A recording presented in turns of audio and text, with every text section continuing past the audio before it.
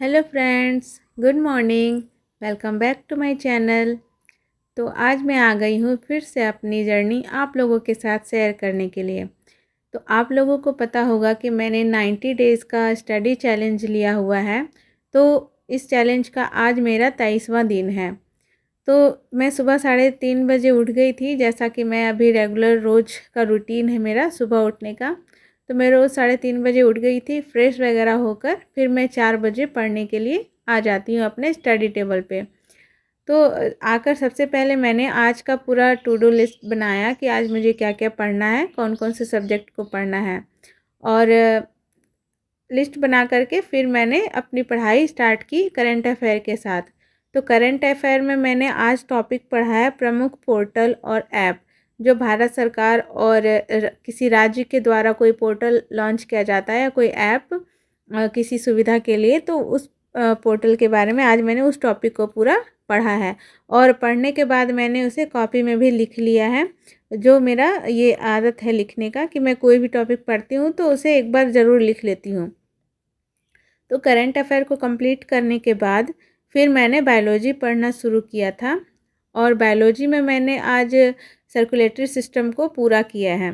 तो लास्ट दिन भी मैंने सर्कुलेटरी सिस्टम स्टार्ट किया था, पर मैं उसे कंप्लीट नहीं कर पाई थी। तो आज मैंने उसे कंप्लीट कर लिया। और हार्ट का जो शेप है उसे मैंने कॉपी में बनाया था, क्योंकि फिगर बना लेने के बाद वो आपको याद हो जाता है। और इसमें एक चीज़ जो है मैं हमेशा कंफ्यूज करती हूँ, जैसे आलिंद और निलय, दायां आलिंद बायां निलय, इसमें मैं हमेशा कन्फ्यूज़न होता था मुझे। मैं कितनी बार बार पढ़ती थी पर भूल जाती थी, इसलिए मैंने फिगर के साथ याद करने की कोशिश की है। तो फिर उसके बाद बायोलॉजी भी मैंने कंप्लीट कर लिया। फिर बायोलॉजी में मुझे एक टॉपिक सर्कुलेटरी सिस्टम में ही ब्लड भी रिलेटेड है इसी से, तो फिर मैं ब्लड के बारे में पढ़ रही थी। उसमें से एक टॉपिक था जिसमें पॉजिटिव और निगेटिव ब्लड को मिलाने से क्या होता है, एक रोग था, वो मुझे समझ में नहीं आ रहा था बुक से। तो मैंने उसे ना यूट्यूब पे सर्च करके उसका डिटेल्स मैंने देख लिया फ़ोन में, और मुझे बहुत अच्छे से समझ में आ गया। तो जब भी कोई ऐसे ही प्रॉब्लम होती है, छोटी छोटी टॉपिक, कोई शब्द समझ में नहीं आता, कोई लाइन समझ में नहीं आती, तो मैं उसे गूगल पे या यूट्यूब पे सर्च करके अच्छे से समझ लेती हूँ। क्योंकि अगर बिना समझे आप पढ़ के निकल जाओगे तो वो चीज़ आपको याद नहीं होगी। आप दोबारा जब भी वहाँ पे आओगे उस टॉपिक पे, आपको हमेशा कन्फ्यूजन रहेगा और आपका कॉन्सेप्ट क्लियर नहीं रहेगा, तो आपको याद नहीं होगा। हर बार आपको उतना ही एफर्ट लगाना पड़ेगा। इसलिए जब पहली बार मैं पढ़ती हूँ ना, चाहे कोई भी बुक हो या कोई टॉपिक हो, तो पहली बार मैं सोचती हूँ कि कॉन्सेप्ट समझ में आता जाए, मतलब जितना पढ़ी उतना समझ में हाँ, याद नहीं हो चलेगा, पर समझ में आना चाहिए कि मैं पढ़ क्या रही हूँ। तो ऐसे ही मैंने उस टॉपिक को भी कंप्लीट कर लिया और आज मेरा सर्कुलेटरी सिस्टम कंप्लीट हो गया था। बायोलॉजी करने के बाद फिर मैंने रीजनिंग बनाना शुरू किया। और रीजनिंग में मैंने आज मिक्स्ड क्वेश्चन बनाए हैं, मतलब 50 क्वेश्चन का सेट था। तो उस 50 क्वेश्चन का सेट मैंने लगाया था, जिसमें से मेरे 40 क्वेश्चन सही हुए थे और 4 रॉन्ग हुए थे, और 2 मैंने अटेम्प्ट नहीं किए थे। तो ये रीजनिंग बनाने के बाद उसका एनालाइज भी मैंने कर लिया, और फिर मेरा आज का सुबह का स्लॉट कंप्लीट हो गया। और पढ़ाई करने के बाद फिर मैं उठ गई थी, और तब तक में सभी उठ गए थे, बाबू भी उठ गई थी, और सब सब उठ गए थे। और फिर मैं अपने कामों में लग जाती हूँ। सफाई वगैरह करने के बाद हल्की फुल्की फिर मैं आ जाती हूँ नाश्ता बनाने के लिए, क्योंकि टाइम ज़्यादा ही हो गया था। अभी मैं स्कूल में बच्ची की छुट्टी है, तो मैं ज़्यादा ही देर तक पढ़ लेती हूँ, 7 साढ़े 7 बजे तक पढ़ लेती हूँ। तो इसीलिए थोड़ा सा लेट हो जाता है। तो मैं फटाफट फिर आ गई खाना नाश्ता बनाने। और नाश्ते में आज मैंने कुकर में सब्ज़ी बनाई है, क्योंकि कुकर में ना बहुत जल्दी सब्ज़ी बन जाती, समय कम था, तो मैंने कुकर में ही प्रेशर कुकर में सब्ज़ी बना लिया था और रोटी के साथ में। तो नाश्ता बनाने के बाद फिर मैं आ जाती हूँ अपना योगा करने के लिए, जो मेरा भी डेली का रूटीन बन चुका है। तो योगा कर लेने के बाद फिर मैं अपना जो काम था घर का, वो करके नहाना, तैयार होना, पूजा वगैरह करना। फिर उसके बाद मैंने कपड़े कुछ धोए थे, फिर उसे मैं लेकर आ गई थी बाहर लगाने, सूखने देने के लिए। और बाबू भी मेरे साथ ही थी। छुट्टी में जहाँ मैं रहती हूँ वहाँ ये भी रहती है। और मैं तैयार होके रेडी थी लाइब्रेरी जाने के लिए, पर आज किसी कारणवश मेरे हस्बैंड नहीं आ पाए थे ऑफिस से, उनको छुट्टी नहीं मिल पाई थी।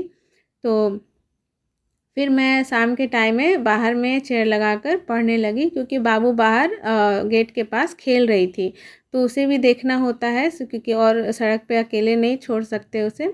तो इसलिए मैं गेट गेट के पास ही बाहर बैठ गई थी बुक लेकर पढ़ने के लिए। और मैंने उसमें ज्योग्राफ़ी पढ़ी थी थोड़ी सी।